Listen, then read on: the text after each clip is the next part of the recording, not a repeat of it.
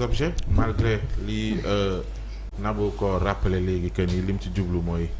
juboo tension bi am ñu wàccee ko waral ba muy sàkku dajeek ñetti ñooñu. mën naa dédicacer Mama Diatta. Mama Diatta. Mama Diatta. la grande tiktokeuse ñu ngi koy léegi bu baax. joxoon naa sa numéro bu baax sans la limite la. waaw daf ñuy seetaan nous suivre elle nous suit en ce moment. ñu ngi koy kon Mama Diatta ñu ngi laa nuyu di la bëggee yow ak sa njaboot bi yëpp. ok tu sais man Papa Alioune on l'aime bien.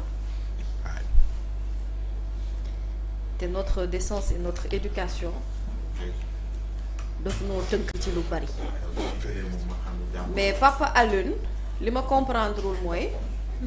bëgg-bëgg bi mu am pour Sénégal am tension laa comprendrewul lan la ana tension bi Sénégal am tension Sénégal amul tension Papa Alioune wax dëgg yàlla papa nag fii tension amu fii jàmm fi am nit ñi dañuy xëy dem liggéeyi wàcc dem ci seeni kër ci jàmm. Il y a eu des tensions te je crois que léegi Sénégal xàmmee na def différence entre dëkk bu am tension ak dëkk bu jàmm am tension bi fii am ci ay jamono booba amaana xëy na woote woon waxtaan contexte bi jaroon na ko mais contexte actuel bii nga xamante ne c'est un gouvernement qui travaille et c'est un peuple qui vaque à ses occupations. Où est le problème? C'est que je ne comprends pas moom d'où vient cette tension dont il parle tout le temps ana tension bi papa tension amul ci réew mi nit ñi ci jàmm la ñu ne maintenant comme dans tous les pays normaux du monde entier ñëpp mënuñu bokk gis-gis ci wàllu politique divergence politique évidemment que day am dans un état démocratique et je lui accorde au moins une chose mooy ne pensée unique mënul am cim réew d'accord nañ qu'il soit de la société civile et qu'il ait envie mu wane ne il est là et que mu wane ne également tant que yi mu jublu tant que jàmm la tant que jubóole la loolu sax jëfi mag la jëfi kilifa la rafet na et je crois que c'est dans ce sens-là que l'ironie de Waly Diouf Bodian est même drôle. Ironie. C'est ironique et c'est drôle en même temps c'est-à-dire c'est comme ku sonn résigné ne la ok vas-y léegi doxal lijjanti comme yow sentir nga ne tension daa am demal nga indil ñu ko mais sauf que dans la précision et dans la réponse de Waly Diouf Bodian il te dit demal nga discuter na ñëw palais.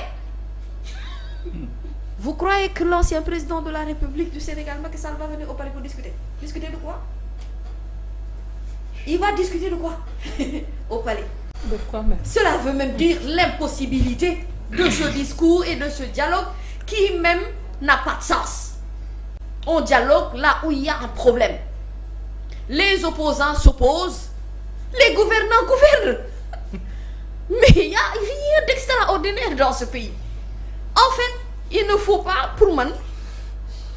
soulever même l'idée d'une...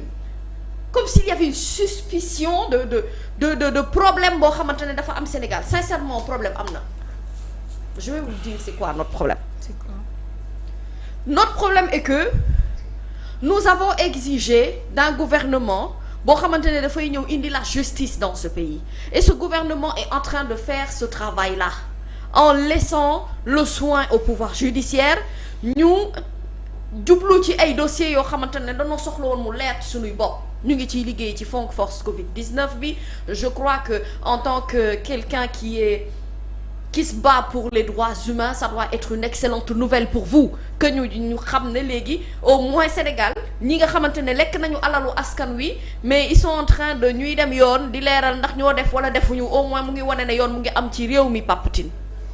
beneen bi ci topp mooy en tant que droit de l'homme je crois que et j'ai pas compris cette démarche d'ouvrir votre porte ñoo xamante ne dañoo ñëw indi le contre-rapport d'un ancien parti ou d'un parti actuel mais faisant partie de l'ancien régime si la formulation est meilleure s'il vous plaît pas de problème mais pas petit ñooñu indi le contre-rapport nga bàyyi rapport Cour des comptes mi nga xam ne certifié pour mu mën a indi ay leeral ci li nga xamante ne moom moo am ci réew mi tey te ñu def ko depuis très longtemps et il y en a eu des rapports dans ce pays il y en a eu beaucoup ñu ne à un moment donné dañoo jël li nga xamante ne moom mooy sunu kuddu national bi teg ko ci et pourtant foofu il y avait des choses à dire pour man vous avez eu des batailles nobles dans ce pays et que Waly Diouf Bodian veut juste vous dire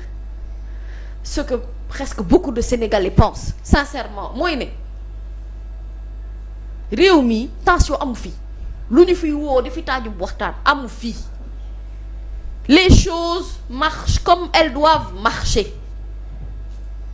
il y a rien d'exceptionnel qui se passe ici dans ce pays sauf que nous sommes en voie de reconstruction et bien entendu la divergence faisant la beauté de la démocratie chacun est libre de défendre ses arguments et de dire son opinion mais finalement c'est fatigant et c'est lassant c'est vraiment très fatigant à un moment donné parce que dañuy bëgg sax dara am finalement te dara amul dañuy lijjanti rek sunu masque yeeg sunu ceeb yeeg sunu détail yeeg sunu xaalis yeeg sunu ay kii fan la dugg en fait qui est responsable en fait bu fekkente ne loolu mooy divergence bi finalement ce n'est même plus la divergence bi war a am diggante Pastef ak un parti boo xamante ne qui aujourd'hui est un parti de l'opposition divergence bi dafay am kay ancien parti bi fi nekkoon damay ju ancien régime bi fi nekkoon ancien parti ak justice sénégalaise ou ñenn ci ay rapport ni nga xamante ne Cour des comptes ak yenn rapport force Covid yi problème bi foofu la de masque yi la ñuy wàccee pour xam waaw dañu wàccee masque il faut que les masques sautent quand même te gis nga dans cette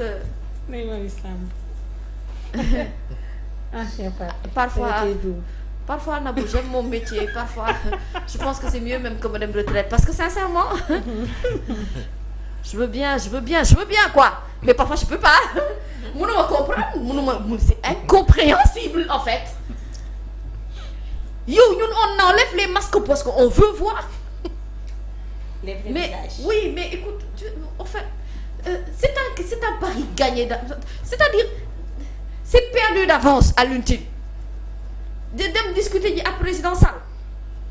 mën na nekk demal Maroc yàlla baax na mais moom du ñëw de et encore moins du ñëw palais waaw moom bu ñëwee palais lan lay wax Diomaye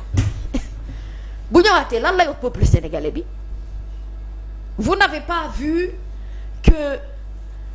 le député Guy Marius Sagna a même demandé à ce que ñu mette ko en accusation te da nga yaakaar ni gis-gisu Guy Marius Sagna boobu gis-gisu fukki nit kese la vous ne pensez pas que c'est la vision d'une presque majorité du peuple sénégalais vous ne pensez pas que ce président Sall nous on lui en veut pour beaucoup de choses wala boog on doit penser nos cœurs pour pouvoir aller de l'avant sauf que nag pour nga mën a avancer il faut nga fàtte gu say góom-góomu xol te góom gu wérul nag kenn mënu koo fàtte góom dañu kaa faj ba mu wér ba noppi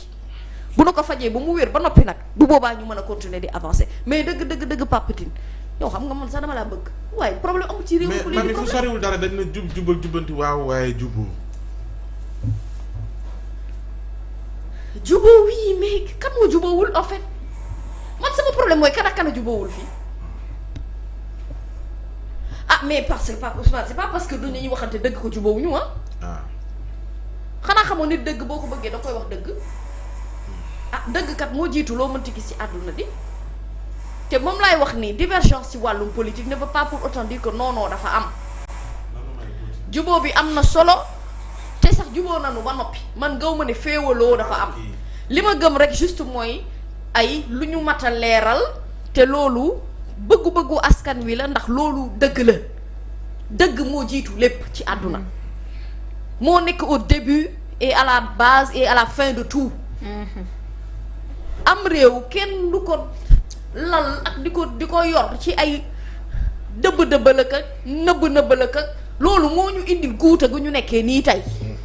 maintenant on veut que la vérité soit là et qu'elle soit là pour toujours buñ dee ànd di juboo ñuy ànd di juboo ci dëgg